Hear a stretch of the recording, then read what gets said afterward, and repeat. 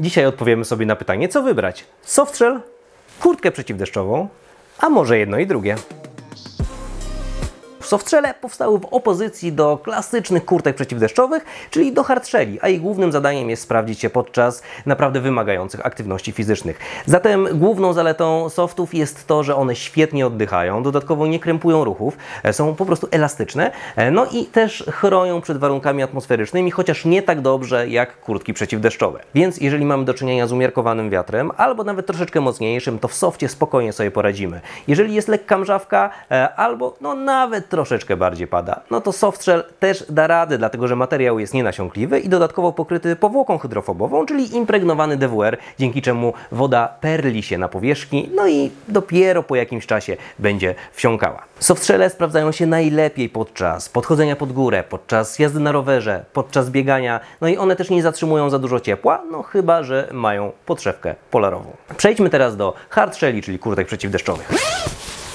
Kurtki przeciwdeszczowe mogą zawierać w sobie różnego rodzaju membrany. Jedne będą bardziej oddychające, inne mniej, jedne wytrzymają większy nacisk wody, inne mniejszy nacisk wody, ale zawsze kurtka przeciwdeszczowa na membranie będzie najlepszą ochroną przed warunkami atmosferycznymi, tymi najtrudniejszymi warunkami atmosferycznymi. Dlatego też zawsze, nawet jeżeli idziemy latem w góry, warto mieć taką kurtkę w plecaku, no bo w górach oczywiście pogoda zmienia się bardzo dynamicznie. Zatem kurtki przeciwdeszczowe mają przede wszystkim jedną wadę i tą wadą jest to, że one nie oddychają tak dobrze jak bluzy, jak koszulki, jak softshelle właśnie.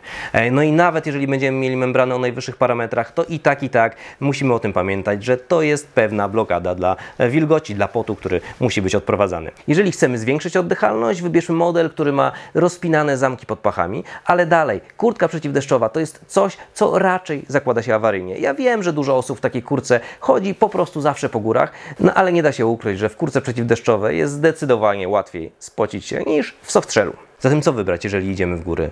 Kurtkę przeciwdeszczową czy softshell? Ja osobiście wolę chodzić w softshellu, dlatego że po prostu te podejścia są dużo przyjemniejsze. A w razie załamania pogody wyciągam z plecaka kurtkę przeciwdeszczową, zakładam ją na siebie. Na softshellu też działa bardzo dobrze.